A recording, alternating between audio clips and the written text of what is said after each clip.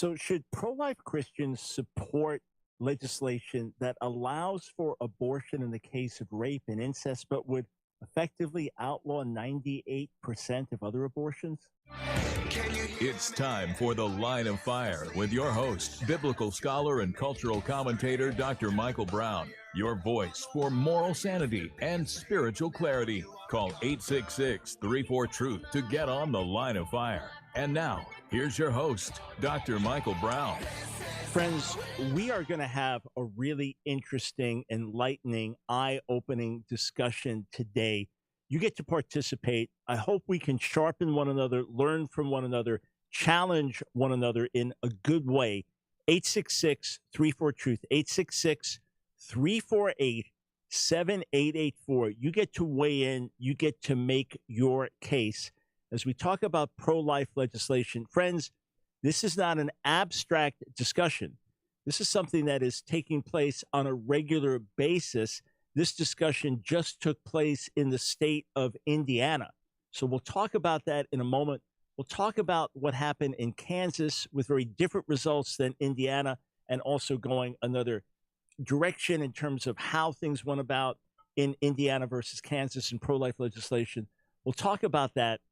There's a massive bill that has been pushed forward by the Democrats, a bill having to do with inflation, a bill having to do with global warming, climate change, a bill having to do with healthcare. It is a massive bill. It is a bill of great consequence, but it is a bill that focuses on areas that are outside of my focus, outside of my areas of expertise. In other words, these are not things that I've given myself to over the years or been called by God to give myself to over the years. So to have a discussion about something that I'm not focused on, to have a discussion about something that God has not called me to give attention to, however important it might be, that won't really help you. I'm not going to offer you something that is really worth your time as a listener. There are so many other radio stations you could be listening to right now, so many other podcasts you could be listening to, so many other streams on Facebook and YouTube you could be watching. So I want to give you the best quality I can. I want to be genuinely your voice for moral sanity and spiritual clarity, genuinely infusing you with faith and truth and courage, genuinely helping you stand strong in the Lord. So the areas that I'm focused on, called to, interested in, those are the things we can best talk about. That's where I can give my best contribution, and that's where we can have the best interaction. I'm sure there are plenty of others that will be covering this bill, and you can learn from them, what you need to. Okay, let me give you the phone number once again, and then let me lay out the issues and the arguments. 866-34-TRUTH. The state of Indiana just passed legislation. This is now post Roe v. Wade, passed legislation that was signed into law Friday night by the governor. So you have two chambers within each state, just like you have nationally. You have the Senate and the House of Representatives that makes up Congress. So you have the same setup in each state. You have the House and the Senate. One of my colleagues is in the House there. He called me Friday with an update on what was going on. It had just been passed by the House, this pro-life legislation. Then it went from there to the Senate. Then it went from there to the governor. So this is now the law in the state of Indiana. All abortions are forbidden in the state of Indiana, except for abortions for the reason of rape, incest, or to save the life or health of the mother. Now, in order to qualify for the rape and incest clause, still the abortion has to be performed within 10 weeks, and then it can only be performed in a hospital by a doctor. So that effectively shuts down all the abortion clinics in the state as well. And with abortion, less of an easy thing in that sense, just go to the Planned Parenthood clinic or the other abortion clinic. Now going into a hospital, everything having to go through a doctor, etc. Hopefully even more abortions will be eliminated. So the question was that a right bill for a Christian to sign on to? Now, my colleague argued against the exception clauses for rape and incest. Unless those clauses were in there, the bill would not have gone through. All right. They would not have sufficient votes to push it through. So he had to make the choice as an unashamed Jesus follower who loves the word of God, loves life, has made the case against an exception clause for rape or incest, saying, hey, it's still a baby. You don't punish the baby for the sins of the father. Yes, understand in a certain sense the mother's punished, but then he's interviewed many women as well that were the victims of rape that decided to have their child and said it's the best thing they did. And through that child, now they've had grandchildren, etc. Others have said that having the abortion didn't help heal the rape at all, and they regretted it. But even so, without allowing for rape and incest, the bill would not have passed. So now that his changes and the changes of other pro-life Christians were denied, so you have a choice. Do I vote for the bill as it stands and thereby eliminate 98% of the abortions in the state and the clinics close down and leave? And now we can always work towards the others and seek to remove the rape and incest clause over time. Or do you say principle is principle? You compromise here, you compromise everywhere. You side with taking the life of an innocent baby. Again, we're not talking about to save the life or health of the mother. We're not talking about that. So we're not talking about, say, an ectopic pregnancy, something like that. That's not being debated. No one's arguing that. Okay, save the life of the mother. If that's what has to happen, then it happens. But if you say, look, once you are going to put your name on this, I signed into law a bill that said that you can terminate the life of a baby in the womb. You can take the life of an innocent baby up to 10 weeks if that baby is the product of rape or incest, that you have now signed with unrighteousness, you have now signed with death, you are now co-working with the enemy. You are now a partner of darkness. And that's what some would say. Others would say, so hang on 1 second. So if you have to make a choice between standing on principle and losing 98% of the lives you could save, or say, okay, right now I'm going to have to compromise on something important to me in order to save the lives of all these others, do you not do it? Some would say, let's just say you're in a very small town that only has one fire truck and you have two fires at the same time, and one of them is in a nursing home, and it's almost impossible to get all the elderly out because of the nature of the fire. The fire truck gets there in time, they'll save 40 lives. There's another one in a private home with one person trapped. Where do you send the fire truck? Well, you say, well, better to save the 40 lives than the one, although you hate to lose the one. Do what you can for the one, but save the 40. Isn't this the same mentality? So this is the debate that took place in Indiana. My friend who advocated for no exception clauses for rape and incest and argued for that before the secular media, when it came time to vote on this bill, voted for it, saying better to save the 98% plus that will be saved through this, better to have the abortion clinics in our state shut down. We can always work to create a greater culture of life and address that other 1% and then perhaps less than 1% to save the health of the mother. So that, and again, that 1% is one that no one's arguing about. So how would you vote? Where would you stand on this? 866-34-TRUTH. I'm going to go to the phones momentarily, but first, here are the results of our Twitter poll thus far. As a pro-life Christian, if you could eliminate 98+% of abortions from your state by allowing for exceptions for rape and incest, and of course, to save the life of the mother, would you vote for that law?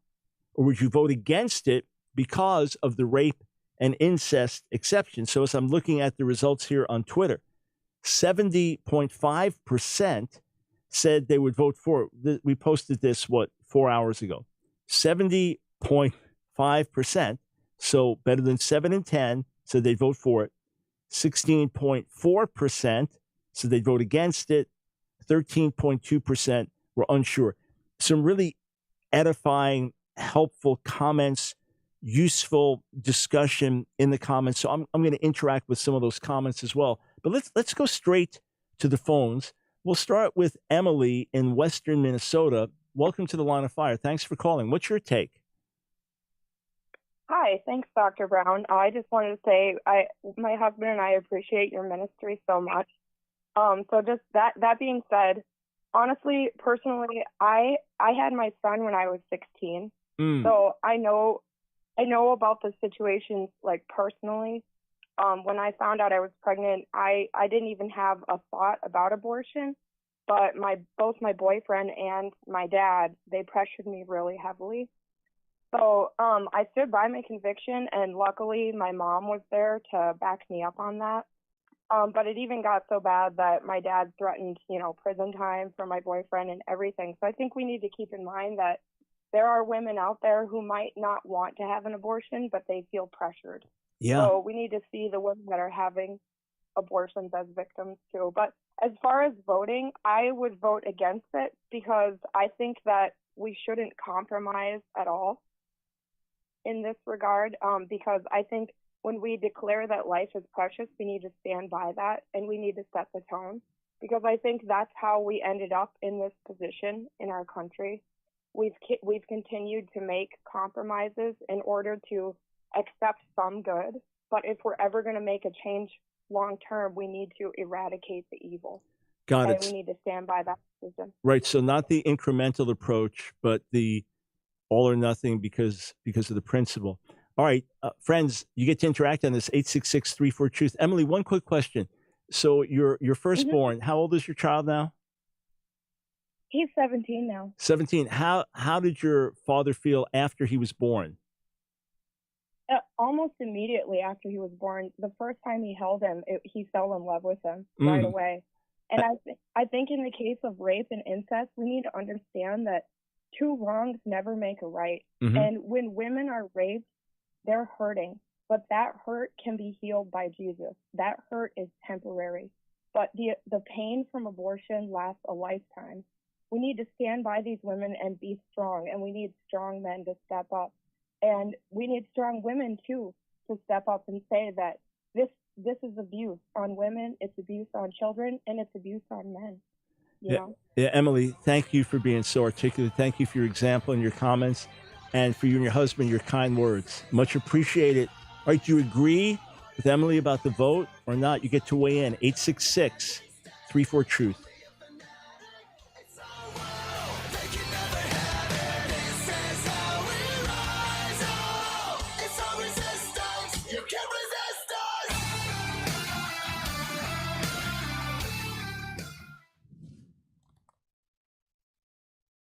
The famous Balfour Declaration, what exactly was it? Well, it was in 1917, and it was a British declaration saying that there would be a national homeland for the Jews in Palestine. You have to remember the whole land was dubbed Palestine in the 2nd century after the destruction of Jerusalem. And now Hadrian is going to dub the whole land, what was Israel, call it Palestine. So that would be a degrading term. But then that just was what it was known for, the land of the Philistines, Palestine. But there had always been a Jewish presence there. At that time, so you're talking about now the time of World War I, in the centuries previous to this was just part of the Ottoman Empire, all right? Now with shifts in World War I, and now there's colonization, and now Western powers kind of carving up the Middle East and things like that. This were some of the nation states we have today were first birthed in those ways because they were just tribal peoples living in different regions. Now things got carved out a certain way. Well, what about the Jews? Well, this is their ancient homeland. So let's look to give them a national homeland in Palestine. This was all that was envisioned. It was a very positive step forward and looked at historically. So amazingly, we just passed a few years ago now the 100th anniversary of this declaration associated with Lord Balfour. Unfortunately, over a period of years, the United Kingdom, Great Britain, changed its tune. And instead of being as fully sponsoring of this concept, there was a shift. And to this day, you can even see much more pro-Christian Zionist thought in America than you can in England, because Zionism is still looked at negatively in many ways because of a shift that took place, especially with the birthing of modern Israel. But the Balfour Declaration, very important, 1917, and helped set the tone for what happened today. The Line of Fire with your host, Dr. Michael Brown. Get on the Line of Fire by calling 866-34-TRUTH. Here again is Dr. Michael Brown. Welcome to the Line of Fire. Michael Brown, blessed and delighted to be with all of you. My joy, my privilege from the heart. Thanks for giving me your time today. Right before the broadcast, I was talking to my dear friend, Scott Volk, one of my closest friends in the world. Scott and his team organize all of our Israel tours, every detail of the foundation that's set up there. They take care for us. We work with them, get you the best prices, best hotels, best tour guide, best everything. And just talking about next May, cannot wait. Counting the days already. If you haven't signed up yet, now's a great time to get your deposit in. This is for May 2023, basically the second half of the month, from when you leave to when you come back, about 10 days, 8 days physically in the land. So an extraordinary time together, really life impacting. So if you haven't signed up yet, go to AskDrBrown.org, AskDrBrown.org, and you'll see it. Oh, probably the second item that comes up on the homepage. And share it with your friends. If you're a pastor, you want to bring some folks from your church, but you don't have enough to bring your own tour, share it there. Let folks know, and we will go together. But we do have a seating limit. So the sooner you get in your deposit, the better. Okay, so you are a legislator, right? You are in the state of Indiana. You have a bill that's now being proposed, and it is a pro-life bill in the aftermath of the removal of Roe v. Wade. So now these states can make their decisions on their own. Remember, the Supreme Court overturning Roe v. Wade did not ban abortion across America. It turned things back to the states. So states that had laws ready to go into effect, pro-life laws, those laws went into effect. Now, some months back, we had Janet Porter on talking about heartbeat bills. And the heartbeat bills would say you cannot abort a baby after this period of time when you hear a heartbeat, et cetera. And the vast majority of abortions are carried out after that. So that would effectively eliminate the vast majority of abortions. One brother called in and said, but you are legislating the abortion of the other babies. You were saying up until this point, it is legal, and that's wrong. And this incremental approach is wrong in God's sight. So we had Janet and this dear brother on to discuss these things together on the air. And I understand the nature of the debate and want to give you opportunity to weigh in. So let's say you're a pro-life legislator. So you argue against a clause for rape or incest. You can put in all the provisions you want to stand with the mother, to stand with the family, et cetera. But you say, okay, we don't want to have that exception for rape or incest. And overwhelmingly or substantially, you get voted down. So the only way now for the bill to proceed is with the rape incest exception. Again, no one's debating to save the life of the mother. That part's not in debate. All right, so it now comes to the vote. It's not theory anymore. It comes to the vote as it did Friday. You vote for the bill and effectively outlaw 98+% of all abortions in the state and cause all abortion clinics to shut down. And now it's got to be within 10 weeks and it's got to be in a hospital by a doctor, which is also safer for the mother if she was going to have an abortion for some reason. Or do you say, no, if we give in here, then it's compromise. You don't make an agreement with hell in order to get 98% heaven. You make a 2% or 1% agreement with hell. You don't do that. So that's the battle. You got Christians on both sides of it. You've got ethical arguments on both sides of it. One argument is you will never get anything done of lasting value unless you're incremental and practical. The other argument is you either trust God and do what's right or you don't. And both arguments have Christian weight behind them. Let's go over to New York City. Franco, welcome to the Line of Fire. What's your take, sir? Hey, how are you, Doctor? It's such a pleasure talking to you today. Thank you. A big fan of yours since the call 2000 back in New York City. Good times, good year. Yeah, I remember it well. Yes, sir. Yeah, you, Steve Hill, a lot of good people. So I carry your messages on the trains for 20-something years already. Oh, what a blessing. Glad to be with you on the trains of New York City. Yes, sir. yeah, feel a lot of love for you. I feel a lot of love for my Christian fellows, and that's why I this whole thing with abortion is it's such a divisive and topic, because I think the solution of abortion is not to put women in jail. Mm-hmm. We agree. Because we don't come from we're not legalistic. We come from the grace. We come from the love. It's the love of Christ who transformed our life. It's the love of Christ who came to our hearts and changed the directions of our life. So I think the direction the approach of the church shouldn't be whether abortion is legal or illegal. The abortion is the church to change the people's life. Because in order for people not to have abortion, young girls, I don't think the solution is to put them in jail. They need rehab. They need care. They need support. You know. Well, I don't think let me just ask. Let me just ask this. So no one is talking about putting women in jail in terms of the major laws that have been put forward, the legislation in different states.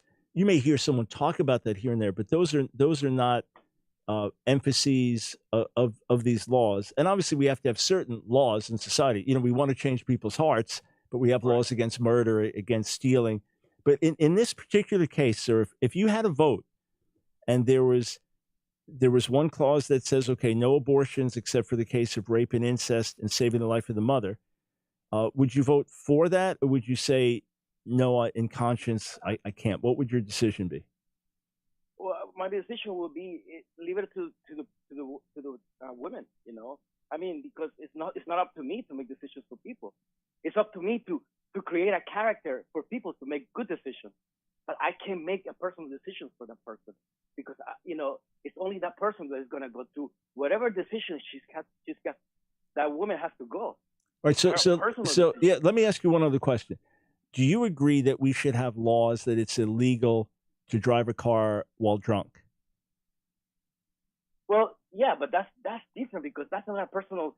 It has an impact that affects society. Okay. So what about So what about the mother's decision? How that impacts the baby in her womb? Well, that's a personal decision too. You know, it's a very personal decision. Right. Got it. Hey, so Frank. Yes. So my decision, my thing is like, the root of the problem is not the woman is has a baby. Yes. The problem is all these things that happened before, you know? Yeah, absolutely. So Franco, I'm 100% with you in the church focusing on changing hearts and lives, 100%. Through prayer, through compassionate outreach, through winning the lost, through making disciples, through setting godly examples, through showing a better way. 100% with you that the emphasis of the church is on transformation of hearts and lives through the gospel. At the same time, where I would differ is that we do have laws in place in a society, and we have those laws for the common good. So even though I want to change the heart of the thief, I'm glad there are laws against stealing. Even though I want to change the heart of the rapist, I'm glad there are laws against raping. So down the list here. So in the same way, I want to change the laws about abortion so that we realize you don't have the right to take the life of the child. Your body, your choice, but there's a baby's body in there that's not your choice in that sense. So we keep working hard to change hearts and lives while we advocate for godly laws. Hey, Franco, thank you for the very kind words, and thank you for weighing in. And amen to where our ultimate focus must be. But do consider some of the other points I made. Hey, thank you again for calling in. 866-34-TRUTH. Let's go to Mexico. Tom, welcome to the Line of Fire. Hey, Dr. Brown, how are you doing today? Doing well, thank you. Yeah, well, I was a young lawyer right out of law school down in New Orleans when it was a big issue, 1971, and I was somewhat strayed from the Lord. I'd known the Lord in my youth, and the now woman, used to come in and they were seeking, would you stand with us on this abortion issue? And so, I compromised back then. I said, okay, though my family had been very pro-choice, the school I was in, Christian, very pro-choice. But, you compromise through school, you get all this supposedly higher education. So the compromise issue is somewhat progressive in nature. The progressives say little by little we'll get what we want. And I don't know if we should really copy them. But if you could make the issue of the DNC being given within 3 days of the incest, or within 2 days of the incest or the rape, when the woman doesn't even know if there's a conception, where the doctors don't even know whether there's a conception, and she's going in to get a cleaning, to get the junk cleaned out, whatever you want to call it. I could go for that, but I think the answer is going to have to be the personhood amendment. It's going to have to be at the national level, because right now they're talking on the national level about codifying Roe versus Wade. So what good is this going to do in Indiana when the U.S. Senate and the House, with a slim majority, vote to codify Roe versus Wade? So this vote is kind of in vain. Well, just to jump in, sorry to cut you off in mid-sentence, but we got a break coming up. The Supreme Court has overturned Roe v. Wade. The current reality is that is the state across America. Therefore, every state should be doing what Indiana sought to do. In other words, every state that's pro-life should be seeking to put forward effective pro-life legislation. As for the Senate codifying Roe v. Wade, I believe that's unlikely. But in any case, we proceed in the light that we have right now. Hey, Tom, thank you for weighing in. Appreciate it.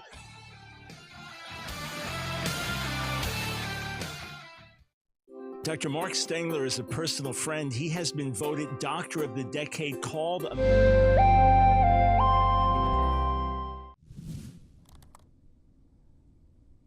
I've preached at some of the most famous megachurches in America and overseas. I have friends who are megachurch pastors. But is that what God envisioned in the New Testament? Are megachurches biblical? Well, if we understand that the physical structure is not the issue and the number of people is not the issue, then we can say there are many good things about megachurches, and there are things that may be lacking in megachurches. There may be strengths in a house church that a megachurch doesn't have, and there may be strengths in a megachurch that a house church doesn't have. Take a look with me in Acts, the 2nd chapter. It says in verse 46, Acts 2:46, and day by day, attending the temple together and breaking bread in their homes, they received their food with glad and generous hearts. God's intent is not just for people to assemble in a large meeting and worship together and hear a teaching together, but to live life together as well. The megachurch serves as the temple here, that all the believers in an area come together in one place and sit at the apostles' feet and hear teaching and can offer prayers together. It's powerful, it's impacting, it's reaching a whole lot of people with the same message at the same time. A megachurch does that, and that's wonderful, and I'm thankful for that. At the same time, the believers broke bread from house to house. So what you must have for a megachurch to be healthy is church in the homes as well. Be that families living life together, be it neighbors living life together, be it meeting in small groups together, that you need the intimate along with the large. So rather than saying megachurches are good or bad, say that megachurches can do many things very well by gathering everyone together at the same place at the same time. Think of what you can do for the poor in your community in one shot. Think of what you can do for righteousness in the community in one shot. Think of what you can do by taking up an offering for missions in one shot and giving and supporting. Think of how many people can be helped by the same message at the same time every week. That's wonderful. But let's recognize that's only part of what church is about. There's relationship, there's community, there's iron sharpening iron, there's living our lives together, there's using our gifts and abilities to strengthen one another in time of weakness and pain. So don't let it be that the big meeting is the only thing Let there be meetings from house to house, family to family, life to life, sharing life together. After all, that's what church is about. Not just going to church, but being the church. Hey, friends, join me on my website, AskDrBrown.org. I've got something to send to you every week. Sign up for our emails. Where are the ladies? Our first caller was Emily, but every caller since then, everybody on the board in front of me, it's all male. So ladies, love to hear from you. Guys, of course, happy to hear from you, but ladies, love to hear from you as well. 866-348-7884. Before I go back to the phones, the legislation in Kansas that failed, this was responding to a 2019 Kansas Supreme Court ruling that would have found a constitutional right to abortion. I'm oversimplifying things. This bill was saying there is no constitutional right within Kansas for abortion, and the bill failed by 59% to 41%, and Kansas is a red state. So why did it fail? Well, some claim that it was simply a matter of being massively outspent by the pro-abortion side. Others claim that it was effective to the point of deceptive, even demonic messaging from the pro-abortion side that put forth a very false image of the pro-life side. Others said that the bill was put forward at a wrong time and wrong way. Others have said that it failed because it was not incremental. It failed specifically because it did not say, okay, let's take these steps, and then when that's in place, let's take the next steps to do something more radical is only going to undermine our cause. And of course, this is being touted as a great pro-abortion victory in a red state. So I'm not here throwing stones at those who put the bill forward and tried to make this happen in Kansas. No, certainly not. I appreciate pro-life efforts there, but there are reasons being given for why it failed in Kansas, whereas the legislators voting within Indiana even more strongly, with even more unanimity, voted to uphold this new legislation. Again, the question is the exception clause because of rape and incest. So Tom in Mexico suggested, well, what if there's rape or incest, that the law would require an immediate DNC? So excavating of uterine tissue. Well, the problem would be, what if she is pregnant? Then you are aborting that baby just at a very early age, right? Tom's position was you wouldn't even know yet, but God knows. The reality is that you could well be aborting a baby. Also, to require a woman after that trauma to immediately have that done and subject yourself to surgery is a challenging thing as well. But I'm opening the phones for your thoughts, for your proposals. 866-34-TRUTH. In fact, let's go to within Indiana, Malachi in Gary, Indiana. Thanks for weighing in. Appreciate the call. Are you there? Yeah, I'm here. Go ahead, sir. Yeah, I'm, me and my church, we are, in one way, very disappointed that this was not a full abolition of abortion. Mm-hmm. At the same time, we are still partly happy, believing that so many lives will still be saved with this. Yep. But principally speaking, I had hoped that more Republicans would have voted no on this bill and reworked it even further. I can only imagine, I'm not there, but I can only speculate, that, I would have casted a no vote to this bill. But at the same time, I'm not upset at those who wanted to have a full ban, but, in order to save lives, voted yes. And then I look at those who voted no because they want the full ban as heroic.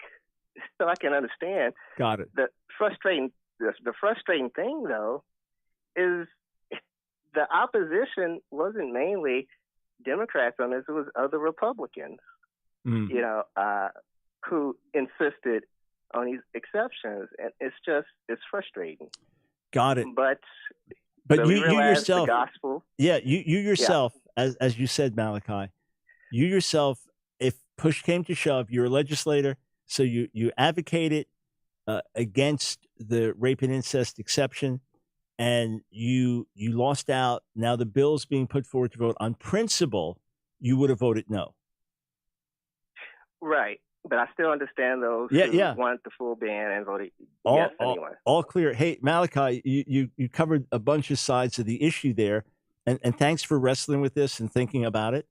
Appreciate it very, very much. So far we've had callers say that it comes down to your vote. Will you say today we are outlawing 98+% of all abortions in our state and shutting down all abortion clinics as a direct result?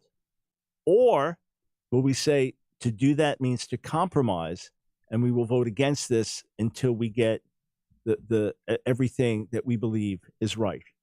That's the bottom line question. That's the thing that people actually had to wrestle with. Going back to the phones in a moment, over on Twitter, some of the comments here, let me just click on our polling data. Will voted not sure because it depends on the state. He said if the state will pass the correct bill with a little pressure, then don't vote, get the correct bill through. Otherwise, take an improvement over nothing. People can complain, but human lives are being saved. Marissa said an imperfect law today is better than no restrictions at all while we wait for a better one. I have huge respect for the amazing pro-life voices who see this as compromise and prefer to hold their ground, but I'm happy to start here and keep on fighting. Lifel's short. One crime doesn't make another acceptable. Frankly, my dear, said the perfect is the enemy of the good. You can pass this bill and still move to make it stronger. Babies will die while people wait for a perfect bill that may never come. Scott, vote for it and then keep fighting for that last 1%. King's son, okay. While Google Translator's wild here, pro-life Christian becomes life hostile Christian in German. Can't be a coincidence. Well, you never know with Google Translate. Text, very thought-provoking question. It's really easy to say you wouldn't support it until you find yourself in that situation. While I'm pro-life, I would likely support the bill with those two exceptions. And let's see. Florida Line, you weren't for compromising your convictions in 2018. Linking to an article of mine there, which I'll look at in a moment. Bune, that is because the selling out of the rights of our neighbor is no virtue. Defending reproductive freedom is not a vice. Mr. Hibia, is it ever acceptable to take the life of the unborn? I understand in the case of saving the life of the mother. David, sometimes we have to take the smaller victories to lead to the bigger victories. Nomadic, I vote against it. You don't compromise with evil. As a Christian, we accept there is a reason God allows that pregnancy. All innocent life is sacred. I'll read a few more comments on the other side of the break. But first, let's get back to your views here. We go to Fred in Atlanta. Thanks for calling the Line of Fire. You're on. Hey, good afternoon. I'm all for whatever we need to do to chop away at the laws. To chop away at the laws. Currently here in Georgia, we have the 6-week abortion ban, and then our senator here he's also a pastor. He's pro-choice. So the question is too is the church, when we have woke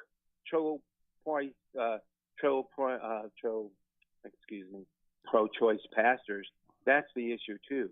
In the congregations. Fred, we played a video clip of a pastor bemoaning the overthrowing of Roe v. Wade and reached out to him, never got a response, publicly critiqued it. So you do have, look, you have it in the Bible. You had false prophets, you had false shepherds, you had false teachers. You had those that were leading Israel. Often the priests were corrupt. Paul talked about false teachers, and Peter did. Others warned about them. So that's always been here. You've always had compromised clergy. You've always had people that were doing, quote, ministry, but living in sin. And so this is here. But yes, when those that are supposed to be the watchmen on the wall are leading us the wrong way, we are really in trouble. That's right. With the senator down here, he's also the senior pastor at Ebenezer Baptist Church. Yes. And he's pro-choice. And I've been standing in front of that church since mid-April with my sign. And then it ended up being, I'm going to cry here in a minute, but it ended up being feeding the homeless out there every week. But I've prayed with many people out there about them being pro-choice and attending his church, and it's really making an impact too out there with me, just me being out there. I'm not making a big deal out of it. You know what I mean? I'm not calling people to come out with me and protest about this guy. I'm not doing any of that. It's just been me. And Fred, what does your sign say, Fred? Well, it says, beware of false prophets in the pulpit. Got it. But then also I preach out there too about integrity in the pulpit Mm-hmm. and righteousness in the pulpit, and just stirring up a whole can of worms out there per se. But you're finding, don't want to hear me either. You're finding people though that do want to hear. Oh, sir, I find many people that want to hear it. The homeless people come out too. They come. I mean, it's so demonic there too. In you know what I mean. But then I've also believed this, that God wants to do a mighty work in that church, in Ebenezer Baptist Church, because there's a history of prayer. That God wants to do a mighty work, and revival wants to hit that church. But there's a cost involved. You cannot live in sin and preach the gospel. You cannot compromise the pulpit. You know what I mean? Yeah. And Fred, so I'm just saying. Just confirm this to me. Do you spend time praying for Pastor Warnock? Man, I spend hours a day, or sometimes I fast and I pray. Yeah. I just work down there. Just based on the tone of your voice, sir, the fact that you were in tears over this, the brokenness, the pain, I just assumed that this comes out of prayer, and that you pray for Pastor Warnock, that God will really get hold of him. Friends, that's what we have to do. Yeah, we call out and expose false prophets, and we pray for their repentance, and we pray for those that they're leading astray, and we reach out with the gospel. May the Lord bless you. May Jesus himself be exalted in your life and through your life, Fred. May Jesus be highly exalted in you and through you. Thanks for calling in. I appreciate it.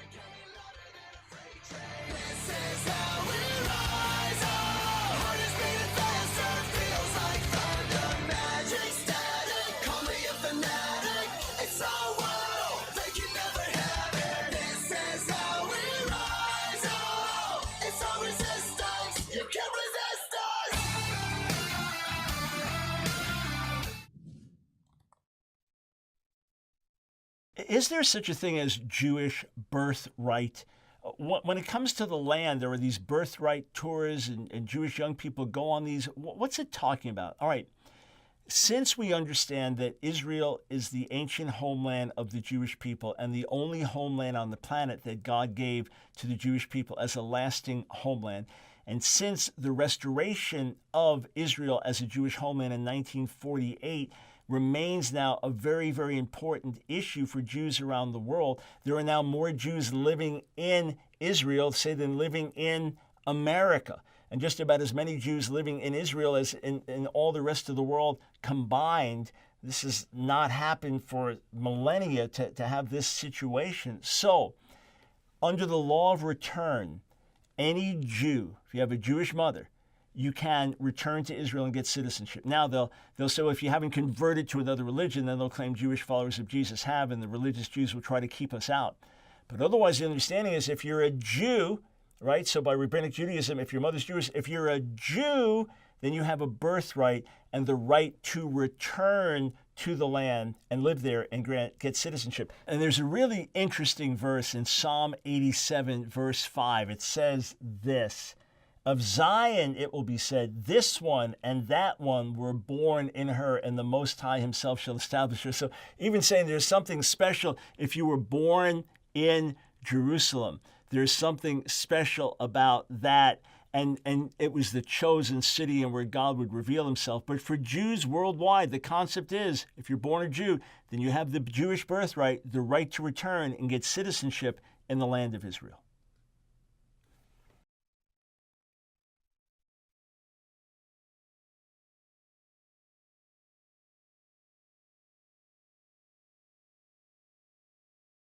It's The Line of Fire with your host, Dr. Michael Brown. Get on The Line of Fire by calling 866-34-TRUTH. Here again is Dr. Michael Brown. Thanks, friends, for joining us on The Line of Fire. Are you getting my emails on a weekly basis with updates on our latest resources and newest articles, newest videos? Are you getting informed if I'm speaking in your area? You get informed about our trip to Israel or my newest book coming out? If not, you're missing out. We're here to equip you. And when you sign up, we put you on this welcome tour that people are really, really enjoying. Find out more about me and my background and how our ministry is here to serve you. So go to AskDrBrown.org, AskDrBrown.org. Take you 30 seconds or less to sign up for the emails. And immediately, we want to send you a free mini ebook on how to pray for America. Also, while you're there, click on the homepage about our newest book, The Political Seduction of the Church. Ooh, subtitle, How Millions of Americans Have Confused the Gospel with Politics. I wrote this book to help each of you see your way through how we live as believers in this world without getting caught up in the political system, how we vote and stand for righteousness without being seduced into a wholehearted obsession with politics or looking to a leader to save us or getting caught up in the election fever. It'll be eye-opening to see, this is how we got off. All the false prophecies. How did it happen? We don't just talk about the false prophecies that guaranteed 4 more years of Trump and that Biden would never be inaugurated, things like that. We explain how it happens, how we fall into this deception, and then where we got off track to help us stay on track. You can pre-order a signed, numbered copy now. They're going to print fairly soon. So go to the website, AskDrBrown.org, sign up for our emails, and then be sure to sign up and get a copy of the brand new book. A few more notes here on Twitter. Let's see here. Yeah, others are saying, again, reflecting the polling here, that 7 out of 10 say vote for a bill containing a rape incest clause, and they're saying, and then keep working to get rid of those clauses. Keep working for pro-life culture in the state. 17, little under 17% saying vote against it. 13% not sure. Let me give you my own view, and then I'm going to go back to the phones. Again, I'm not in the position where this is anything other than hypothetical, right? This is totally hypothetical. This is not the position I'm in now as a legislator casting a vote. And just looking at an article that someone posted of mine, Healing a Fractured Nation, where I say, I'm not going to compromise any of my convictions, not at all. But it's in the context of reaching out to those on the other side of the political divide and trying to shine light into darkness, etc. So I believe if this had been the situation I was in, I would have done my best to remove the rape and incest clause. Would have done my best to do that, argued for that, agree for abortion in the case of saving the life of the mother, and then argued against the exception clauses for rape and incest. I probably would have argued for some legislation that would be there to help the women. Obviously, you want the church to come forward and do it, but if that's not the case, to provide help if it's needed, etc. But having said, no, not for the entirety of life, but to help someone make the right decision and help them to get started in the right path if that's needed. However, if it came to a vote, ultimately, where at that moment we could effectively shut down every abortion clinic in the state, we could send a strong message of pro-life to the nation, we could effectively eliminate 98+% of all abortions in the state immediately, right? As of that night when it's signed into law. And now work towards the other. I would have voted for while working for the rest. That would have been my position, as best as I can tell from my vantage point now. Others strongly differ with that, which I fully respect and understand. And obviously, we could see things either way. We could make an argument either way. And someone could talk me out of my position because, again, it's just hypothetical. But those are my thoughts at present, that I could say, okay, right now, we can definitely do this. We can change the mindset. We can change much of the culture. Our state can be known as a pro-life state. And in reality, again, the abortion within 10 weeks in the case of rape and incest in a hospital by a doctor, you're still going to cut down on the numbers even more. And then as the church continues to step forward, as you have a culture of life as it grows, then you can eliminate the rape and incest clause at a subsequent time. I believe I would have taken that course. But if you deeply differ, I fully respect that and understand that. Okay, a few more calls. Let's go to Robert in Mountain Home, Texas. Welcome to the Line of Fire. Dr. Brown, in 1983, Billy Graham wrote a book, Approaching Hoofbeats, the Four Horsemen of the Apocalypse. And he said that if voters and government knew what pastors and counselors knew, they would not allow the exception for rape and incest. Mm-hmm. Now, in the book, he mentioned James Robinson, who conceived in rape, who's been on Line of Fire before. Sure. We also mentioned Ethel Waters, a singer and actress that sang at Billy Graham crusades. I went to a mega church Sunday school class, and this lady stood up and said that she was raped at gunpoint by this guy, and said the Lord would not let her file charges. And years later, that guy led her mother to the Lord when nobody else had been able to.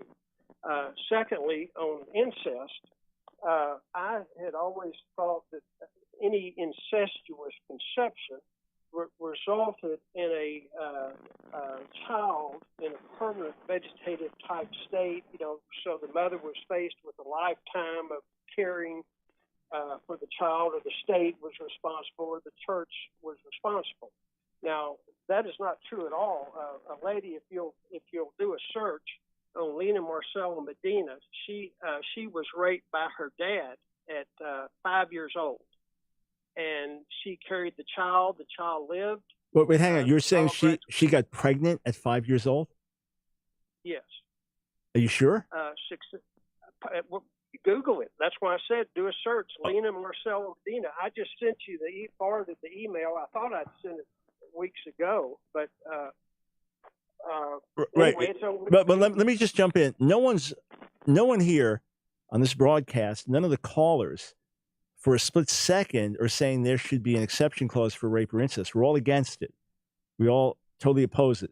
As for incestuous relationship, there are many genetic issues that can come up. It's very common. But even aside from that, there is the fact of, okay, here's a 11-year-old girl that's raped by her older brother, and now does she have to carry that child and go through the stigma? So all of those questions. But the bottom line, sir, is if there was a vote and you had to vote and the bill passes, if you vote for it and has an exception clause for rape or incest, or the bill fails, so the 98% of abortions will still be legal in your state, if you vote against it, how would you vote?